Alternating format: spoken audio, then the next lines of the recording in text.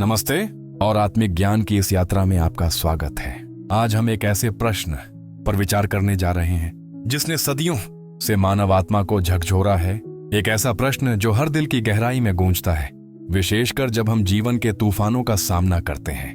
वह प्रश्न है, यदि ईश्वर प्रेम मने और सर्वशक्तिमान है तो वह हमारे जीवन में इतना दुख और पीड़ा क्यों अनुमति देता है।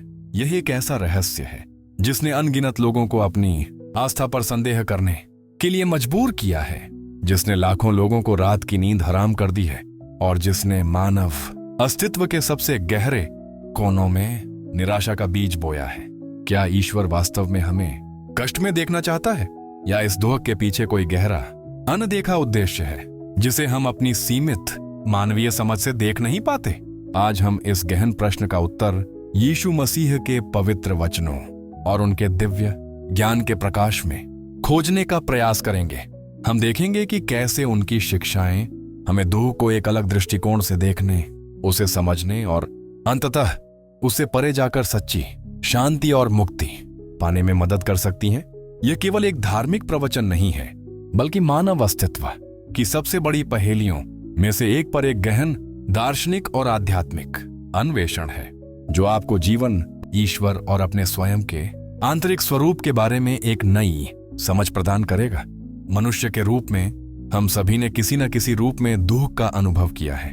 यह एक सार्वभौमिक सत्य है जो किसी को नहीं छोड़ता, चाहे वह शारीरिक पीड़ा हो जो हमारे शरीर को कमजोर कर देती है या भावनात्मक दर्द हो जो हमारे दिल को तोड़ देता है, जैसे किसी प्रियजन का बिछड़ना, विश्वासघात का डंक या असफलताओं का बोझ।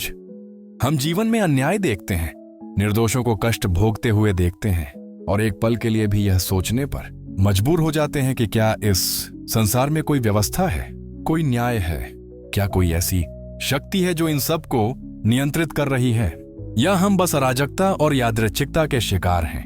यह दुख कई रूपों में आता है, गरीबी की मार, बीमारी की लाचारी, रिश्तों में दरार, सपनों का टूटना, अकेलेपन का सन्नाटा या भविष्य की अनिश्चितता का डर। ये सभी अनुभव हमें गहराई तक प्रभावित करते हैं, हमारी आत्मा को झकझोरते हैं और अक्सर हमें एक ऐसे चौराहे पर खड़ा कर देते हैं जहां हम अपने अस्तित्व के अर्थ पर सवाल उठाने लगते हैं।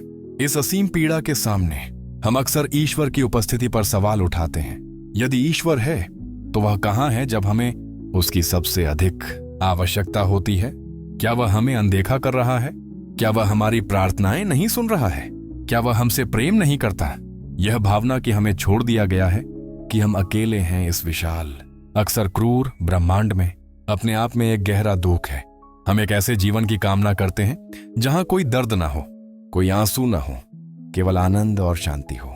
लेकिन वास्तविकता अक्सर इसके विपरीत होती है और यही विरोधाभास हमें इस प्रश्न की जड़ों तक ले जाता है कि ईश्वर दुख क्यों देता है।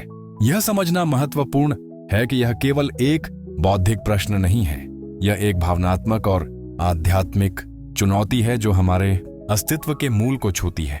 यह हमें सोचने पर मजबूर करती है कि हम कौन हैं, हम यहाँ क्यों हैं और इस सभी पीड़ा का अंतिम अर्थ क्या है। संसार अपनी सीमित समझ में दुख से निपटने के लिए कई रास्ते सुझाता है। इनमें से अधिकांश रास्ते या तो दुख से भागने की कोशिश करते हैं या उसे केवल सतही रूप से ठीक करने का प्रयास करते हैं। कुछ लोग भौतिकवादी सुखों में डूब जाते हैं, यह सोचकर कि धन, शक्ति या प्रसिद्धि उन्हें पीड़ा से मुक्ति दिलाएगी। वे लगातार नई चीजों के पीछे भागते हैं, नए अनुभवों की तलाश करते हैं, यह उम्मीद करते हुए कि वे अपने आंतरिक खालीपन को भर देंगे। लेकिन जैसा कि हम जानते हैं, ये चीजें केवल क्षणिक राहत देती हैं और अंततः एक और गहरे असंतोष को जन्म देती हैं। जब भौतिक वस्तुएं टूट जाती हैं, संबंध बिखर जाते हैं या स्वास्थ्य बिगड़ जाता है, तो वे पहले से भी अधिक खालीपन और दुख का अनुभव करते हैं। दूसरे लोग दुख को नकारने की कोशिश करते हैं, वे अपनी भावनाओं को दबा देते हैं, दर्द को अनदेखा करते हैं या ये ढोंग करते हैं कि सब कुछ ठीक है। यह एक प्रकार का आत्मधोखा है जो केवल दर्द को गहरा करता है, उसे सतह के नीचे फेस्टर करने देता है और अंततः एक बड़े भावनात्मक विस्फोट का कारण बनता है। कुछ लोग दूसरों को या स्वयं को दोष देते हैं, प्रतिशोध की भावना पालते हैं या कड़वाहट में डूब जाते हैं। वे अपनी पीड़ा के लिए बाहरी परिस्थितियों या व्यक्तियों को जिम्मेदार ठहराते हैं और इस तरह वे कभी भी आंतरिक शांति प्राप्त नहीं कर पाते। संसार हमें बताता है कि हमें मजबूत बनना चाहिए, अपनी भावनाओं को दिखाना नहीं चाहिए और हर कीमत पर सफल होना चाहिए। लेकिन यह दृष्टिकोण हमें हमारे मानवीय अनुभव से काट देता है और हमें उस गहन आत्मनिरीक्षण से दूर रखता है जो वास्तविक उपचार के लिए आवश्यक है। ये सभी सांसारिक समाधान, चाहे वे कितने भी आकर्षक क्यों न लगें, अंततः विफल हो जाते हैं क्योंकि वे दुख के मूल कारण को संबोधित नहीं करते। वे केवल लक्षणों का इलाज करते हैं, न कि बीमारी का। वे हमें केवल बाहरी दुनिया में समाधान खोजने के लिए प्रोत्साहित करते हैं, जबकि असली समाधान हमारे भीतर छिपा होता है। यीशु हमें सिखाते हैं कि संसार की ये पद्धतियां केवल एक भटकाव है, एक जाल है जो हमें सच्ची स्वतंत्रता और आनंद से दूर रखता है। वे हमें उस गहरी आध्यात्मिक समझ तक पहुंचने से रोकते हैं जो हमें दुख के पार ले जा सकती है।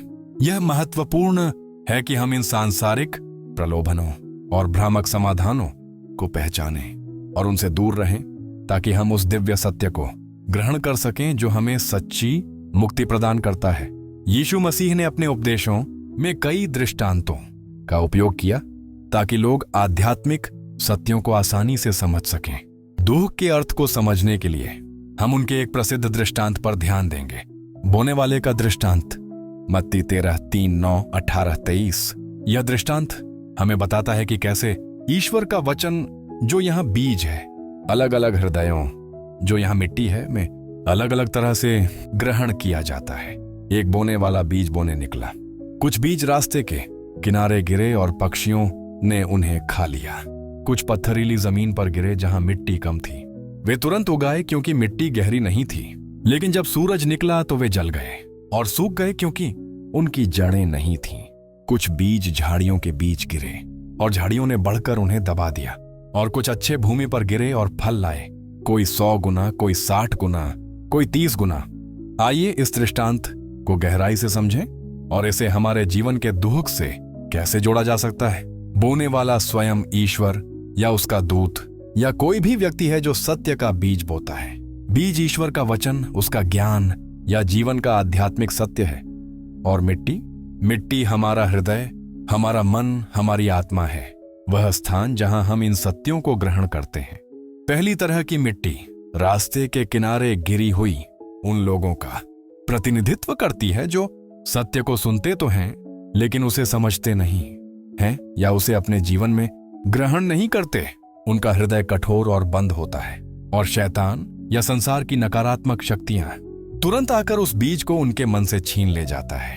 आधुनिक जीवन में ये उन लोगों के समान है जो लगातार जानकारी से घिरे रहते हैं लेकिन शायद ही कभी किसी बात पर गहराई से विचार करते हैं।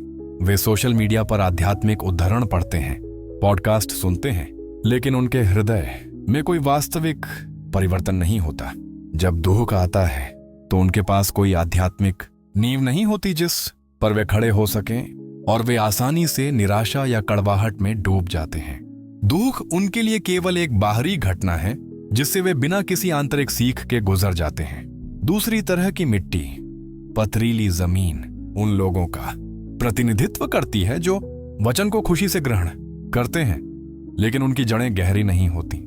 जब दुख या क्लेश आता है तो वे तुरंत डगमगा जाते हैं। वे आध्यात्मिक उत्साह के साथ शुरुआत करते हैं, लेकिन जब जीवन की चुनौतियां आती हैं जैसे बीमारी, वित्तीय संकट या व्यक्तिगत नुकसान, तो उनका विश्वास सूख जाता है। वे उन लोगों के समान हैं जो केवल अच्छे समय में भक्त होते हैं लेकिन मुश्किल समय में ईश्वर को छोड़ देते हैं। पथरीली जमीन पर बीज की जड़ें गहराई तक नहीं जा पाती क्योंकि नीचे चट्टान होती है। यह हमारे भीतर की उन बाधाओं का प्रतीक है, अनसुलझे आघात, गहरे डर, अहंकार, जो हमें आध्यात्मिक रूप से गहराई तक जाने से रोकती हैं। जब दुख की गर्मी आती है तो बिना गहरी जड़ों के वे मुरझा जाते हैं। यह हमें सिखाता है कि विश्वास केवल एक सतही भावना नहीं है, इसे जीवन की कठिनाइयों का सामना करने के लिए गहरा और मजबूत होना चाहिए।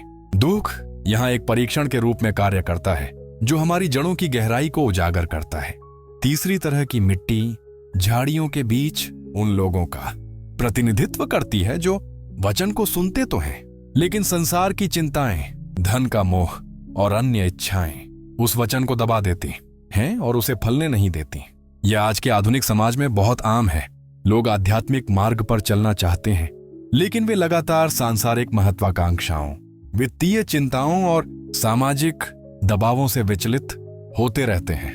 वे सोचते हैं कि उन्हें एक सफल करियर, एक बड़ा घर या ढेर सारा पैसा चाहिए और ये चीजें उनकी आध्यात्मिक यात्रा पर हावी हो जाती हैं। वे लगातार भविष्य की चिंता में डूबे रहते हैं, अतीत पर पछतावा करते हैं और कभी भी वर्तमान क्षण में पूरी तरह से ईश्वर के साथ जुड़ नहीं पाते। दुख यहाँ एक और भूमिका निभाता है। जब हम सांसारिक चीजों में अत्यधिक उलझ जाते हैं तो दुख हमें यह याद दिलाने के लिए आता है कि ये चीजें क्षण भंगुर हैं।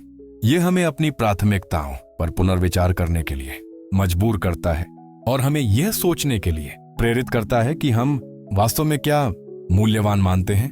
संसार की चिंताएं जैसे कि कांटे हमारे आध्यात्मिक विकास के लिए आवश्यक पोषण को सोख लेती हैं और हमें सच्ची शांति और आनंद से वंचित कर देती हैं।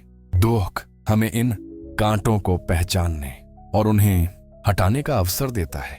और अंत में चौथी तरह की मिट्टी, अच्छी भूमि, यह उन लोगों का प्रतिनिधित्व करती है जो वचन को सुनते हैं, उसे समझते हैं और उसे अपने जीवन में ग्रहण करते हैं, जिससे वह फल लाता है।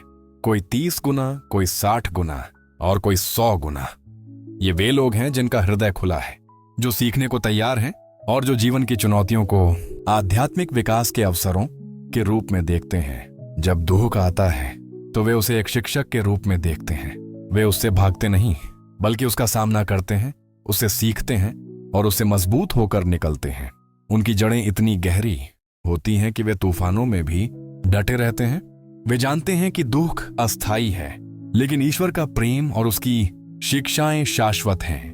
वे दुख को अपने अहंकार को मिटाने, दूसरों के प्रति सहानुभूति विकसित करने और ईश्वर पर अपनी निर्भरता को गहरा करने के एक तरीके के रूप में देखते हैं।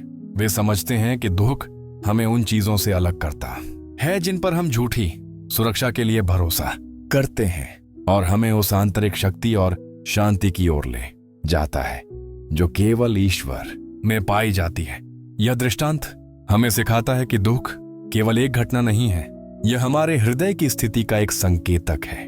यह हमें एक अवसर देता है कि हम अपने भीतर देखें, अपनी जड़ों की गहराई का आकलन करें और अपने जीवन के कांटों को पहचान कर उन्हें हटाएं, ताकि हम ईश्वर के प्रेम और ज्ञान को पूरी तरह से ग्रहण कर सकें और अपने जीवन में भरपूर फल ला सकें। यह हमें यह भी सिखाता है कि ईश्वर का वचन हमेशा उपलब्ध है, लेकिन इसे ग्रहण करने की हमारी क्षमता हमारे आंतरिक खुलेपन और तैयारी पर निर्भर करती है। दुख इस संदर्भ में एक कठोर लेकिन प्रभावी माली है जो हमारी आत्मा की मिट्टी को तैयार करता है ताकि वह अधिक फलदायी बन सके। यीशु मसीह की शिक्षाओं का केंद्रीय सार यह है कि दुख कोई आकस्मिक घटना या ईश्वरीय दंड नहीं है, बल्कि यह आध्यात्मिक विकास के लिए एक उत्प्रेरक है, विश्वास की एक परीक्षा है और गहरी समझ और करुणा के मार्ग की ओर ले जाने वाला एक आवश्यक उपकरण है। यह केवल इस बात पर निर्भर नहीं करता कि हमारे साथ क्या होता है, बल्कि इस बात पर निर्भर करता है कि हम उस पर कैसे प्रतिक्रिया करते हैं और उसे किस दृष्टिकोण से देखते हैं। दुख हमें हमारी सीमाओं का एहसास कराता है, हमें अपनी कमजोरियों के प्रति जागरूक करता है और हमें यह जानने का अवसर देता है कि हमारी सच्ची शक्ति कहाँ निहित है, वह शक्ति जो केवल ईश्वर में है। यीशु ने स्वयं कहा था, मेरे साथ शांति रखो, संसार में तुम्हें क्लेश होगा, परंतु ढाढ़स बांधो, मैंने संसार को जीत लिया है। यूहन्ना 16:33। यह वचन हमें एक गहरी सच्चाई बताता है। यीशु यह नहीं कहते कि हमें क्लेश नहीं होगा, वह यथार्थवादी थे। वह जानते थे कि संसार अपनी भौतिकवादी और सीमित प्रकृति में दुख और संघर्ष से भरा रहेगा, लेकिन वह हमें ढाढ़स बंधाने के लिए कहते हैं, साहस रखने के लिए कहते हैं, क्योंकि उन्होंने स्वयं संसार को जीत लिया है। इसका मतलब यह नहीं है कि उन्होंने संसार की समस्याओं को जादू से खत्म कर दिया, बल्कि इसका मतलब यह है कि उन्होंने संसार की सीमाओं, उसके लालच, उसके भय और उसकी मृत्यु पर विजय प्राप्त की। उन्होंने हमें दिखाया कि आंतरिक शांति और दिव्य प्रेम की शक्ति बाहरी परिस्थितियों से परे है। उनकी विजय हमें सिखाती है कि हम भी उनके मार्ग पर चलकर संसार के क्लेशों पर विजय प्राप्त कर सकते हैं। यह विजय दुख के अभाव में नहीं, बल्कि दुख के बावजूद और दुहक के माध्यम से प्राप्त होती है। यह एक परिवर्तनकारी दृष्टिकोण है जो हमें यह समझने में मदद करता है कि दुहक हमें कमजोर करने के लिए नहीं, बल्कि हमें मजबूत बनाने के लिए आता है। हमें तोड़ने के लिए नहीं, बल्कि हमें गढ़ने के लिए आता है।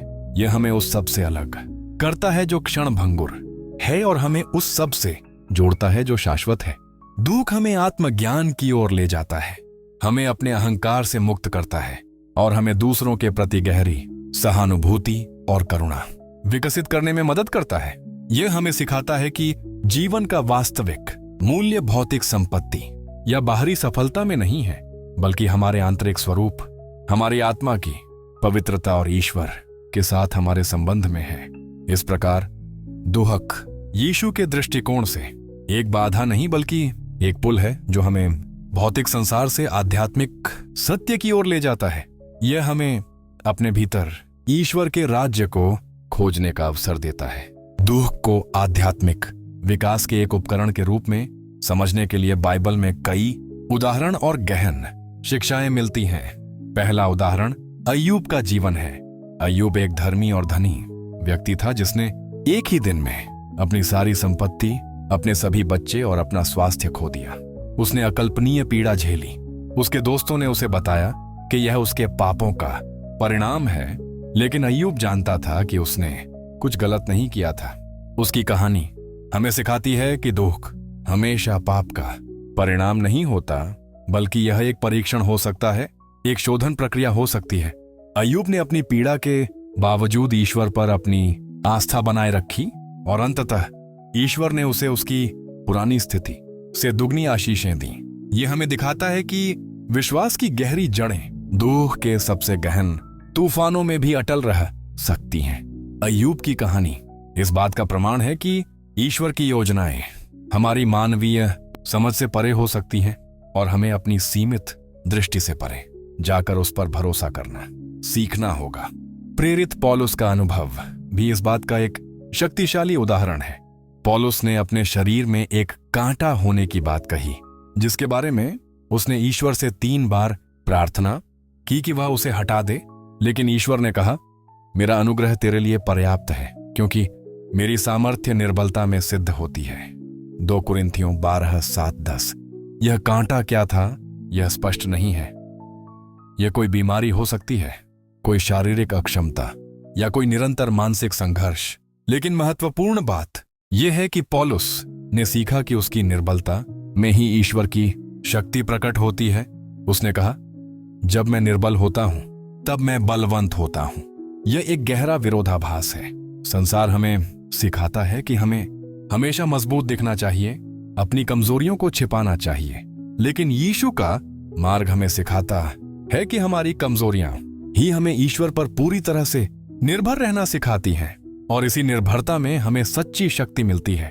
दुख हमें अपने अहंकार को त्यागने और ईश्वर की महिमा के लिए एक खाली पात्र बनने का अवसर देता है। यह हमें विनम्रता सिखाता है, जो आध्यात्मिक विकास के लिए एक आवश्यक गुण है, और स्वयं यीशु मसीह का जीवन, विशेषकर उनका कष्ट और क्रूस पर मृत्यु, दुख के दिव्य उद्देश्य का सबसे बड़ा उदाहरण है। गेतसमनी के बगीचे में उन्होंने अकल्पनीय पीड़ा का अनुभव किया, यह जानते हुए कि उन्हें क्या सहना होगा। उन्होंने प्रार्थना की, हे पिता, यदि हो सके तो यह प्याला मुझसे टल जाए, तो भी जैसा मैं चाहता हूं वैसा नहीं, परंतु जैसा तू चाहता है वैसा ही हो। मत्ती 26:39। यह हमें सिखाता है कि दुख से बचने की मानवीय इच्छा स्वाभाविक है, लेकिन ईश्वर की इच्छा को स्वीकार करना ही वास्तविक आध्यात्मिक परिपक्वता है। यीशु का कष्ट एक असफलता नहीं था, बल्कि प्रेम, त्याग और मृत्यु पर विजय का अंतिम कार्य था। उनके कष्ट के माध्यम से हमें पापों की क्षमा और अनंत जीवन का मार्ग मिला। यह हमें सिखाता है कि सबसे गहरे दुख में भी मुक्ति और आशा का बीज छिपा होता है। रहस्यमय दृष्टिकोण से दुख को अक्सर आत्मा की काली रात के रूप में देखा जाता है। यह एक ऐसा समय होता है जब सभी परिचित सुख, आराम और यहां तक कि ईश्वर की महसूस की गई उपस्थिति भी हमसे छीन ली जाती है। यह भयानक और अकेलापन भरा हो सकता है, लेकिन इसका उद्देश्य हमारी आत्मा को शुद्ध करना है। हमें उन सभी चीजों से अलग करना है जिन पर हम ईश्वर के बजाय भरोसा करते हैं। जैसे सोने को आग में तपाकर शुद्ध किया जाता है, वैसे ही हमारी आत्मा को दुहक की अग्नि में तपाया जाता है ताकि सभी अशुद्धियां जल जाएं और केवल शुद्ध प्रेम और विश्वास ही शेष रहे। यह हमें सिखाता है कि सच्ची आध्यात्मिक यात्रा अक्सर आसान नहीं होती। इसमें त्याग, आत्ममृत्यु और पुनर्जन्म शामिल होता है। दुख हमें हमारे भीतर के उन कांटों को पहचानना सिखाता है जिन पर हमने पहले चर्चा की थी। वे सभी सांसारिक इच्छाएं और चिंताएं जो ईश्वर के वचन को फलने से रोकती हैं। ये हमें उन सभी मूर्ति पूजा को तोड़ने में मदद करता है जो हमने अपने जीवन में स्थापित की हैं, चाहे वह धन हो, शक्ति हो, प्रसिद्धि हो या यहां तक कि रिश्ते भी। जब ये मूर्तियां टूट जाती हैं तो हमारे पास केवल ईश्वर ही बचता है और तभी हम उसे पूरी तरह से जान पाते हैं। दुख हमें दूसरों के प्रति सहानुभूति और करुणा विकसित करने में भी मदद करता है। जब हम स्वयं दर्द का अनुभव करते हैं तो हम दूसरों की पीड़ा को अधिक गहराई से समझ पाते हैं। यीशु ने कहा, धन्य हैं वे जो शोक करते हैं क्योंकि वे शांति पाएंगे। मत्ती 5:4। यह एक विरोधाभास लगता है। शोक करने वाले कैसे धन्य हो सकते हैं? क्योंकि शोक हमें मानवीय अनुभव के साथ गहराई से जोड़ता है।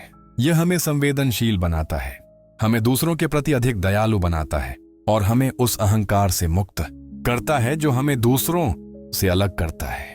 जब हम दुख में होते हैं तो हम अक्सर दूसरों की मदद के लिए हाथ बढ़ाते हैं और इसी तरह हमें अपनी स्वयं की शांति मिलती है। यीशु ने यह भी कहा, जो कोई अपनी जान बचाना चाहता है वह उसे खोएगा, परंतु जो कोई मेरे कारण अपनी जान खोएगा वह उसे पाएगा। मत्ती 16:25। यह वचन अहंकार की मृत्यु और आध्यात्मिक पुनर्जन्म के बारे में है। दुख अक्सर हमें उस पुरानी पहचान को छोड़ने पर मजबूर करता है जिस पर हम चिपके हुए थे।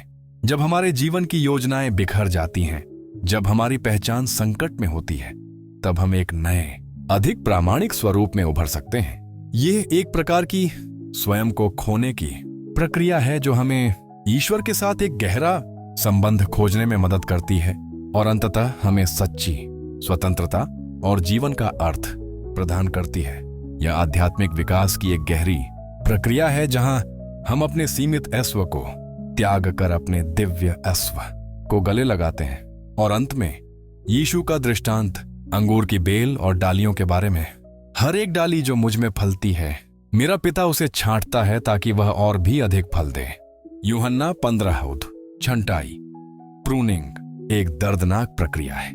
माली उन डालियों को काटता है जो सूख गई हैं या जो फल नहीं दे रही हैं, ताकि बेल अपनी ऊर्जा को स्वस्थ और फलदायी डालियों पर केंद्रित कर सके। इसी तरह ईश्वर हमें छांटता है। यह छंटाई अक्सर दुख के रूप में आती है। यह हमें उन आदतों, अनुलग्नकों और विचारों से मुक्त करता है जो हमारे आध्यात्मिक विकास को रोक रहे हैं। यह एक आवश्यक लेकिन कष्टप्रद प्रक्रिया है जो अंततः हमें अधिक फलदायी, अधिक प्रेममय और अधिक ईश्वर समान बनने में मदद करती है।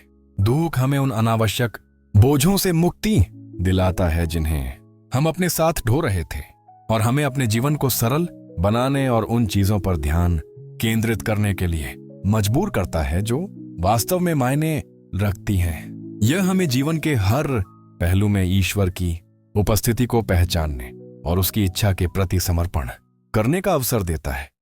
तो हम दुख का जवाब कैसे दें? कड़वाहट या निराशा के साथ नहीं, बल्कि स्वीकृति, प्रार्थना और समझ की खोज के साथ। दुख के बीच में हम ईश्वर की ओर मुड़ सकते हैं, उसकी बुद्धि और मार्गदर्शन की तलाश कर सकते हैं। हम अपनी पीड़ा को दूसरों की सेवा करने के लिए एक प्रेरणा के रूप में उपयोग कर सकते हैं, क्योंकि जब हम दूसरों की मदद करते हैं तो हम अपने स्वयं के दर्द से मुक्त होते हैं। हम दुख को एक शिक्षक के रूप में देख सकते हैं, एक अवसर के रूप में देख सकते हैं जो हमें मजबूत, अधिक दयालु और अधिक ईश्वर के करीब बनाता है। यह हमें सिखाता है कि जीवन में सब कुछ एक उद्देश्य के लिए होता है, भले ही हम उस उद्देश्य को तुरंत न समझ पाए। यह हमें यह भी याद दिलाता है कि ईश्वर कभी भी हमें अकेला नहीं छोड़ता, खासकर हमारे दुख के समय में। वह हमारे साथ है हर कदम पर, हमें शक्ति और सांत्वना प्रदान करता है। इस गहन यात्रा के अंत में आइए हम उन सभी सत्यों को एक साथ समेटें जो हमने आज खोजे हैं। ईश्वर हमारे जीवन में दुख इसलिए नहीं देता कि वह हमें दंडित करना चाहता है, बल्कि इसलिए कि वह हमें विकसित करना चाहता है, हमें शुद्ध करना चाहता है और हमें अपने सबसे गहरे, सबसे प्रामाणिक स्वरूप की ओर ले जाना चाहता है। दुख एक माली के छंटाई उपकरण की तरह है, एक सुनार की आग की तरह है जो हमें उन सभी अनावश्यक बोझों और अशुद्धियों से मुक्त करता है जो हमें ईश्वर के प्रेम और उसकी योजना से दूर रखते हैं। यह हमें कमजोर करने के लिए नहीं आता, बल्कि हमें मजबूत बनाने, हमारी जड़ों को गहरा करने और हमें अधिक फलदायी बनाने के लिए आता है। जब आप अपने जीवन में दुख का सामना करते हैं तो याद रखें कि आप अकेले नहीं हैं। ईश्वर उस पीड़ा में अनुपस्थित नहीं है, वह उसी पीड़ा में आपके साथ है, आपको सहारा दे रहा है, आपको मार्गदर्शन दे रहा है और आपको उस पार ले जा रहा है। यीशु मसीह ने स्वयं सबसे गहरे दुख का अनुभव किया और उस पर विजय प्राप्त की, और उन्होंने हमें दिखाया कि दुख के माध्यम से भी हम प्रेम, क्षमा और अनंत जीवन की ओर बढ़ सकते हैं। उनकी शिक्षाएं हमें यह अद्भुत आशा प्रदान करती हैं कि प्रत्येक आंसू, प्रत्येक संघर्ष, प्रत्येक चुनौती का एक दिव्य उद्देश्य होता है। एक ऐसा उद्देश्य जो हमें ईश्वर के साथ एक गहरा संबंध बनाने में मदद करता है और हमें उस आंतरिक शांति की ओर ले जाता है जो संसार नहीं दे सकता। तो अब से दुख को एक शत्रु के रूप में नहीं, बल्कि एक शिक्षक के रूप में देखें, एक ऐसे मार्गदर्शक के रूप में देखें जो आपको अपनी आत्मा की गहराइयों तक ले जाता है। इसे एक अवसर के रूप में देखें कि आप अपने विश्वास को मजबूत करें, अपनी करुणा को विकसित करें और अपने अहंकार को त्याग कर ईश्वर की इच्छा के प्रति समर्पण करें। जब आप ऐसा करते हैं तो आप पाएंगे कि दुख आपको तोड़ता नहीं, बल्कि आपको गढ़ता है। यह आपको खाली नहीं करता, बल्कि आपको भरता है उस दिव्य प्रेम और शांति से जो हर समझ से परे है। यीशु ने कहा था, मैंने संसार को जीत लिया है। यह विजय दुख के अभाव में नहीं, बल्कि दुख के बावजूद प्राप्त हुई थी, और हम भी उनके नक्शे एकदम पर चलकर अपने आंतरिक संसार पर, अपनी प्रतिक्रियाओं पर और अपनी आत्मा पर विजय प्राप्त कर सकते हैं। यह विजय आपको भय से मुक्ति दिलाएगी, चिंता से मुक्ति दिलाएगी और आपको उस गहरी, स्थायी शांति की ओर ले जाएगी जो केवल ईश्वर में पाई जाती है। अपनी यात्रा में विश्वास रखें, अपने हृदय को खुला रखें और जानें कि ईश्वर का प्रेम हर दुख से बड़ा है। आप इस यात्रा में अकेले नहीं हैं और हर चुनौती एक छिपी हुई आशीष लेकर आती है। ईश्वर आपके साथ हो, आपकी आत्मा को शांति मिले। धन्यवाद।